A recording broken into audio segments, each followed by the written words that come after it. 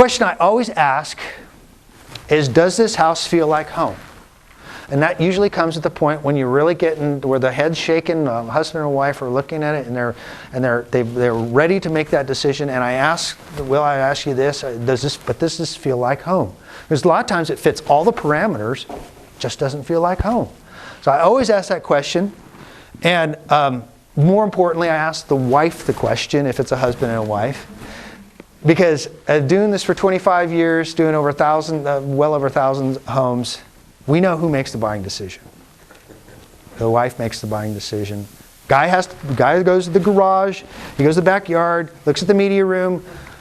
Wife goes to the kitchen, goes to the master bath, the master bedroom, but she's usually 95 times out of 100 is the one that makes the final decision on whether she's going to live there or not. Okay. If you're single, then you don't have to worry about answering that question, and that's great. So, the other thing that I want to make sure that you know that now.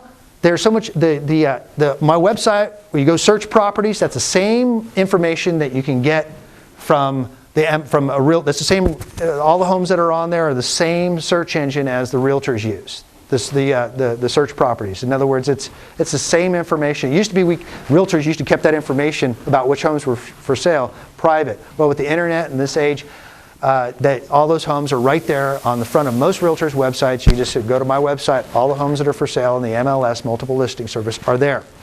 So you can even set up your own searches, and that's what we found in the interviews we've done with a lot of buyers is they want to have more control over their searches. They don't want to have to depend on a realtor to help find their house from. They can run the internet. They know how to do it. But the one thing that you don't get information on is what the sold information is. And that's what's important, because you might go out and find a home that really fits and works for your needs, but you need to find out what the sold comps are. What is the rest of the neighborhood doing? Okay. All right. So does it feel like home? Well, I thought I would we talk about a lot about theory, but I wanted to throw this house at you because this is 2,200 square foot. It's a listing I have in Leander, and I just wanted to show you an example of what you can get USDA. Okay, which means zero down if you want zero total move-in. And it's in Leander, right off of Crystal Falls Parkway, about less than a mile from 183A, less than a mile from the new train station, less than a mile from the new HEB. I'm just throwing this out because we've talked enough about knowledge. This would be a home that if you said I want to live in Leander, that I want to take you to. Now look at this house. It's got Brazilian hardwood floors. I don't know if you can really see that very well, but it's hardwood floors. They've got this thing, they put $30,000 in upgrades. They want $179 for it. Look at that, granite countertop, stainless steel appliances. That granite is incredible. I mean, it's Brazilian imported granite. These guys really did it up. There's the kitchen. The stainless steel appliances, once again, high-end stove. They just really did everything that you'd find in close to $1 million house. I mean, high-end. That's the light fixture in the kitchen. You know, look at the tile flooring that they have in the eating area. You can go to my website. Actually the flyer's in there, so you can see it. It's just an example because I just wanted to show you something that you can get for under $180,000. There's the family room. He works for Samsung, by the way, and that TV might just get thrown into the deal because he gets a really good deal on HD TVs from Samsung. Yeah, so I mean, he's all high tech. That's the hardwood floors throughout the entire downstairs, even up the stairs. Hardwood floors. That's as you're going up the stairs. There's his little game room up there that he uses as an office. There's another Samsung. I don't know if he'll get that one. Okay, that's a master bath. This is a tract home. Look at this house. Okay, granite countertops and sinks that you'd find in $1 million houses. There's the shower. He redid the shower. I mean, it's amazing what he did. You know, the rain head shower. It's really cool, and they did tile accents and everything like that. So now, I'm sorry, I don't live like this where everything is just like this. But you know that I was impressed me when I went there. He goes, "This is how we live." I go, "That wouldn't last very long in my house," and they're great. I mean, I think he's probably, so. Yeah, some built-ins, you know. The kiddos' bedroom, real nice. That's a little workout room, all hardwoods upstairs too. There's the backyard with the nice tree and the big yard.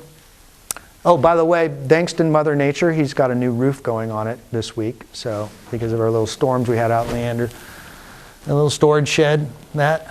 Okay, so really, I just wanted to take you through one of the homes. And what we'd be doing going through this home is that we'd be asking the same questions. Does it feel like home by the time you got through it?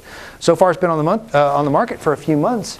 But it's a really nice property. You can find that on my website. All right.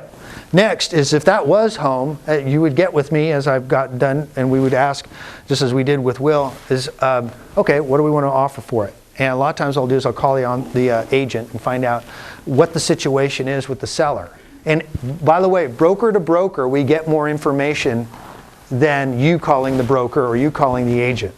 There's an unwritten telepathy that we're allowed to talk to the other agent and get information that normally a broker won't tell a home buyer calling off a sign. Okay, I usually get more information out of it. Some agents are really closed-mouthed, but good agents that want to help sell that property will give me information I need.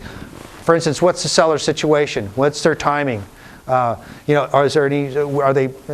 They'll come from anywhere from going, we haven't had an offer on this house in so long, bring me anything, to we've had 3 offers going in and you better get your offer in now because it's the best price property.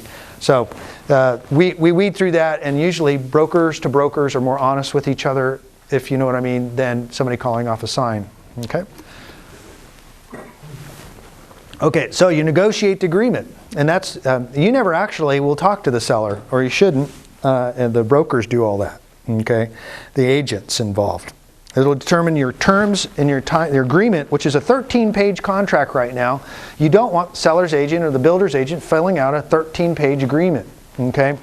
And so you want, because all those, everything in there is going to cost you money or time and or terms. And so your terms and your timing for your purchase, usually it's about 30 to 45 days on a normal resale purchase. That's usually it can be several months for a new home construction.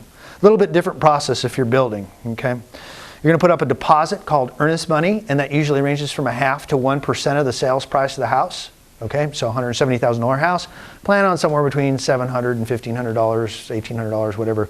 Earnest money is that's your deposit that goes towards your down payment that says, yes, I'm really interested in buying this house. I'm not just taking it off the market for fun. It's your earnest. You're really going to go through with this. You'll also have a deposit called option money, which I need to put on here. We're going to cover that in a second. But the option money is a very small amount of money, $150, and that's your unrestricted right to back out of the contract during the first usually 10 days of the contract. Okay, your agreement will also determine who pays closing costs. And as Kenton and I have talked for so many years about why not have the seller pay buyer closing costs, and we do that all the time. We love to see buyers come in with their down payment or no down payment and nothing more. Because if you finance your closing costs, it's only $8 per thousand. For every $1,000 that you borrow, it's only $8 per thousand. So a lot of people think, oh, I need $150,000 house, I need $5,000, and then I need $5,000 in closing costs, a total of $10,000. No, we go to the seller and say, we're going to give you $150 for it, but you're going to pay $5,000 in closing costs. And that often, basically what happens is it cuts the amount of money it takes to get into in a house in half, oftentimes. Okay?